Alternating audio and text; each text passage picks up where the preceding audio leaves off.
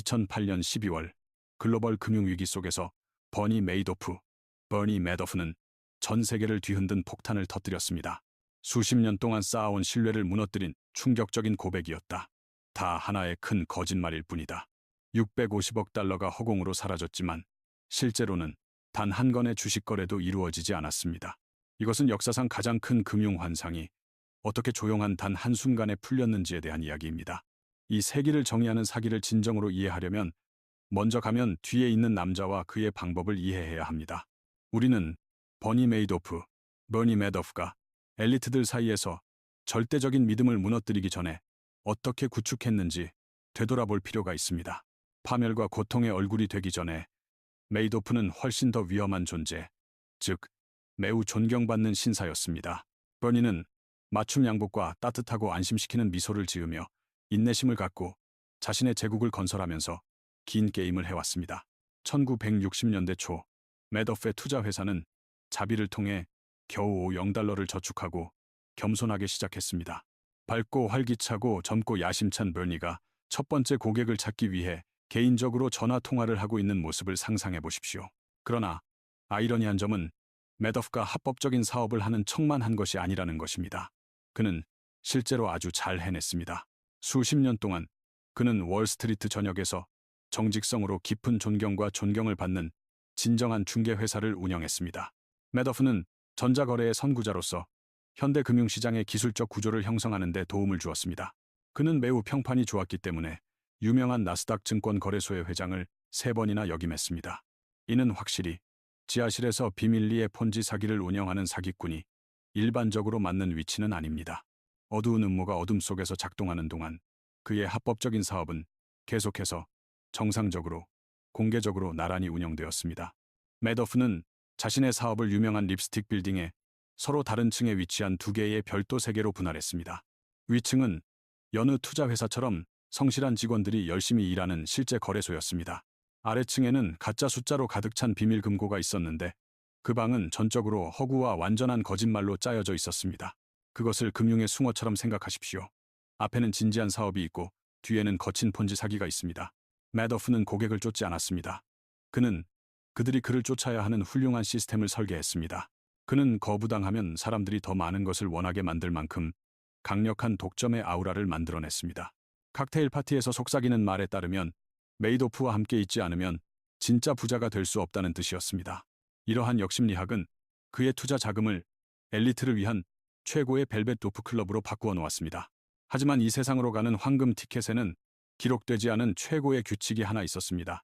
질문하지 마세요. 만약 당신이 감히 그 전략에 대해 의문을 제기한다면 그는 당신의 돈을 돌려주고 당신을 추방하겠다고 위협할 것입니다. 투자자들에게는 사기에 대한 두려움보다 금광에서 쫓겨날 것이라는 두려움이 더 컸습니다. 그리고 매달 시계처럼 아름다운 수익 보고서가 도착하는데 왜 복잡한 질문을 합니까?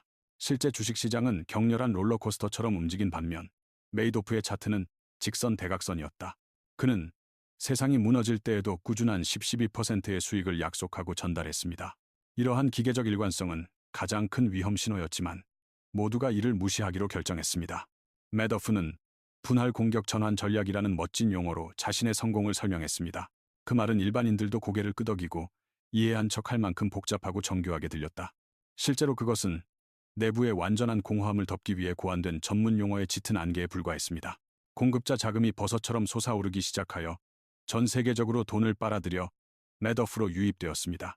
그들은 단 한 번의 거래도 확인하지 않고 맹목적으로 수수료로 수십억 달러를 그의 손에 쏟아부었습니다.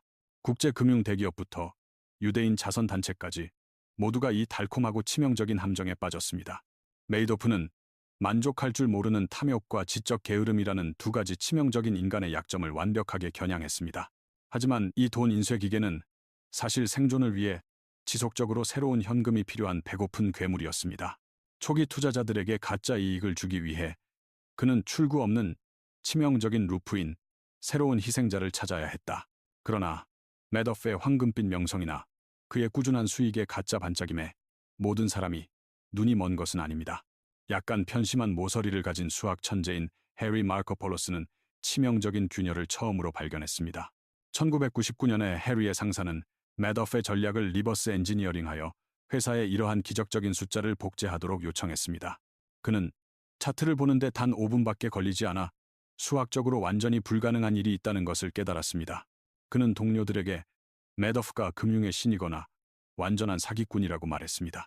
매더프가 거래하고 있다고 주장하는 옵션 시장은 그의 엄청난 거래량을 처리할 만큼 크지 않았습니다. 매더프가 진실을 말했다면 그는 실제로 세상에 존재하는 것보다 더 많은 옵션 계약을 소유했을 것입니다. 해리는 이것이 대규모 사전 운영 계획이거나 거대하고 불법적인 폰지 사기라는 것을 즉시 깨달았습니다. 고독한 감시인처럼 행동한 해리는 즉시 증권거래위원회에 긴급하고 상세한 경고를 보냈다. 그는 그것을 한 번만 보낸 것이 아닙니다. 그는 9년에 걸쳐 5개의 세부 보고서를 제출했지만 아무도 귀를 기울이지 않았습니다. 그의 2005년 제출물에는 세계 최대 헤지펀드는 사기이다라는 소름 끼치고 직접적인 제목이 붙었습니다. 그러나 단호한 조치를 취하는 대신 규제 당국은 게으르고 무능하며 고의적으로 현실에 눈이 먼 것으로 드러났습니다. SEC는 어떤 질문을 해야 할지조차 모르는 경험이 없는 하급 조사관을 매더프의 사무실로 보냈습니다. 메이도프는 자신의 권위로 그들을 쉽게 매료시켰고 조작된 종이 기록과 거짓말 더미로 그들의 주의를 산만하게 했습니다. 그는 그들을 하찮고 어리석게 느끼게 만들었고 결국 그들이 확인하지도 않은 막연한 약속으로 그들을 멀리 보냈습니다. 그것은 마치 살인사건을 신고하기 위해 경찰에 전화를 하고 경찰이 단지 사인을 요청하기 위해 도착하는 것과 같았습니다. SEC의 실패는 단순한 관료적 실수가 아니었습니다. 그것은 범죄를 적극적으로 조장하는 사람이었습니다. 해리가 허공에 비명을 지르는 동안에도 사기는 매일 수십억 달러의 실제 돈을 삼키고 있었습니다. 메이도프는 저녁 파티에서 자신을 지켜보는 규제 당국을 속이는 것이 얼마나 쉬운지 은근히 웃기까지 했습니다. 금융계는 꿈에서 깨어나기를 거부하는 집단 최면 상태에 빠진 듯했다. 그러나 모든 파티는 결국 끝나게 마련이고 2008년은 마지막 죽음의 종소리를 울렸습니다. 리먼 브라더스의 붕괴는 전 세계를 휩쓴 금융 쓰나미를 촉발시켰습니다. 유동성 현금이 절실한 당황한 투자자들은 가장 안전한 돼지 저금통인 버니 매더프를 찾기 시작했습니다. 폰지 사기의 생존 법칙은 살기 위해서는 유입이 항상 유출을 초과해야 한다는 것입니다. 그러나 이번에는 상황이 바뀌어 자금이 빠져나갔고 새로운 자원은 완전히 고갈되었습니다. 불과 몇 주 만에 환매 요청 금액이 무려 70억 달러로 급증했습니다. 메이도프는 은행 계좌를 살펴보고 잔혹한 진실을 깨달았습니다. 그에게는 거의 아무것도 남지 않았습니다. 그는 믿을 수 있는 친구와 유럽 파트너로부터 자본을 조달하기 위해 필사적으로 그림자 속에서 출격했습니다. 그러나 위기의 한가운데서 모두가 지갑을 꽉 쥐고 더 이상 도박을 거부했습니다. 차갑고 무자비하며 뇌물을 주거나 협상을 할 수 없는 수학이 마침내 그를 따라잡았습니다. 2008년 12월 10일 버니 메이도프, 버니 매덥는 자신의 오랜 왕좌 게임이 공식적으로 끝났음을 알았습니다. 그는 마지막 고백을 위해 두 아들 마크와 앤드루를 맨해튼 펜트하우스로 불렀습니다. 긴장감이 감도는 방에서 그는 가족을 영원히 괴롭힐 진실을 말했습니다. 그것은 모두 하나의 거대한 거짓말, 폰지 사기일 뿐입니다. 나는 모든 것을 잃었습니다. 그의 두 아들은 얼어붙은 채 서 있었고 그들의 화려한 세계는 한순간에 발 아래로 무너졌습니다. 그들이 자랑스러워하는 제국과 그들이 지켜낸 명성은 모래 위의 신기루에 불과했습니다. 공범이라는 사실을 받아들일 수 없었던 이들은 상상도 할 수 없는 일을 저지르고 자신들의 아버지를 당국에 신고했습니다. 다음 날 아침 FBI 요원은 메이도프가 아직 잠옷을 입고 있는 동안 그의 집 문을 두드렸다. 그는 위법 행위에 대해 묻자 순진한 설명이 없다고 차분하고 단호하게 대답했다. 수갑을 찬 버니 매도프의 이미지는 전체 금융 붕괴의 가장 어두운 상징이 되었습니다. 체포 소식은 들불처럼 퍼져 수천 명의 무고한 사람들의 희망을 불태웠습니다. 유명한 억만장자부터 은퇴한 학교 교사까지 희생자 목록은 끝이 없고 비극적이었습니다. 타격을 입은 것은 슈퍼리치뿐만이 아니었습니다. 자선단체, 병원, 대학이 진흙 속으로 끌려갔습니다. 홀로코스트 생존자이자 노벨상 수상자인 엘리 위젤은 이 계획으로 인해 평생 저축한 돈을 모두 잃었습니다. 그는 메이도프를 사기꾼, 도둑, 그리고 그보다 더 나쁜 순수한 악당으로 씁쓸하게 묘사했습니다. 노인들은 집을 잃고 환자들은 돌볼 여유가 없다는 가슴 아픈 이야기들이 언론에 등장하기 시작했습니다. 자신의 사무실에서 사망한 프랑스 귀족을 포함해 절박한 투자자 2명 이상이 스스로 목숨을 끊었습니다. 바깥 세상이 고통으로 비명을 지르는 동안 메이도프는 차갑고 고통에 끔찍할 정도로 무관심해 보였습니다. 그는 대중의 분노를 피한 채 값비싼 양복 안에 방탄조끼를 입고 법원에 도착했다. 데니 친 판사는 자비를 보이지 않아 메이도프에게 최고형인 징역 150년을 선고했습니다. 그것은 차가운 쇠창살 뒤에서 마지막 숨을 거두게 될 것이라는 상징적인 문장이었습니다. 선고가 낭독되자 법정에서는 박수가 터져 나왔지만 피해자들에게는 웃음이 돌아오지 않았습니다.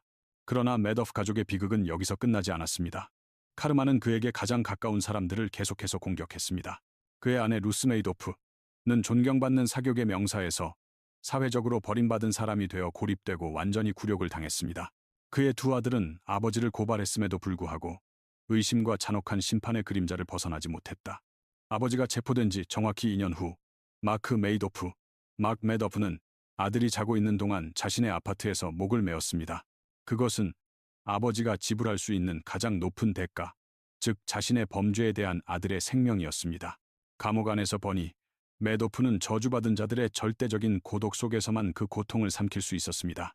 2014년에는 그의 남은 아들 앤드류도 스캔들로 인한 극심한 스트레스를 이유로 암으로 사망했다. 한때 영원한 번영의 상징이었던 메이도프 왕조는 이제 명성의 지도에서 완전히 사라졌습니다. 폐허 속에서 법원이 임명한 수탁자 어빙 피카드, 이르빙 피카은는 정의를 추구하는 불가능해 보이는 여정을 시작했습니다. 대부분의 폰지 사기에서는 돈이 영원히 사라지기 때문에 누구도 감히 기적을 바랄 수 없었습니다. 그러나 피카르는 140억 달러 이상을 회수하고 원금의 약 80%를 피해자에게 반환하는 등 상상도 할 수 없는 일을 달성했습니다. 그것은 보기 드문 희미한 희망이었지만 돌려받은 돈은 결코 잃어버린 시간이나 깨진 신뢰를 되돌릴 수 없었습니다. 2021년 4월 14일 버니 매도프는 교도소 의료센터에서 마지막 숨을 거두며 82세의 나이로 생애를 마감했습니다. 그는 장례식도 방문객도 없이 완전히 고립된 채 세상을 떠났고 심지어 그의 유골도 누구도 원하지 않았습니다. 메이도프의 죽음으로 그 사람에게 기간이 주어졌지만 그가 남긴 잔혹한 교훈은 여전히 영구적으로 관련되어 있습니다. 이 스캔들은 파괴적인 심리적 진실을 드러냈습니다. 즉, 우리는 필사적으로 믿고 싶은 것으로 속이기 매우 쉽습니다. 매더프는 친화성 사기를 최대한 활용하여 자신이 속한 커뮤니티와 자신을 본 사람들을 노렸습니다. 그는 우리에게 가장 큰 위험은 칼을 든 사람이 아니라 너무 좋아서 믿을 수 없다는 약속을 하는 사람이라고 가르쳤습니다. 종종 부정적으로 여겨지는 회의주의는 사실 금융계에서 가장 중요한 생존 기술입니다. 이것을 완성된 이야기로 착각하지 마십시오. 왜냐하면 다음 버니 메이도프가 지금 당장 거기에 있기 때문입니다. 그는 주식을 사용하지 않을 수도 있습니다. 그는 암호화폐, AI, 미래 기술과 같은 유행하는 유행어 뒤에 숨을 수도 있습니다. 그는 악당으로 등장하지 않습니다. 그는 당신을 특별하다고 느끼게 해주는 카리스마 있고 존경받는 개척자가 될 것입니다. 그는 미소를 지으며 당신의 눈을 똑바로 바라보며 아무런 위험 없이 부를 얻을 수 있는 지름길을 약속할 것입니다. 가장 큰 속임수는 거짓말쟁이에게서 나오는 것이 아니라 탐욕으로 인해 자신을 속이려는 우리 자신의 의지에서 나옵니다. 눈부신 이익 수치로 눈을 멀게 하지 마십시오. 항상 무대 뒤에 숨겨진 위험 신호를 찾으세요. 다음에 누군가가 당신에게 손쉬운 보물 상자의 열쇠를 건네주면 버니 매더프라는 이름을 기억하고 달려가세요. 이 무자비한 투자 세계에서 신뢰는 가장 값비싼 자산입니다. 절대로 공짜로 주지 마세요. 깨어있고 항상 질문하고 잊지 마십시오. 사실이라고 믿기에는 너무 좋아 보인다면 확실히 사실입니다.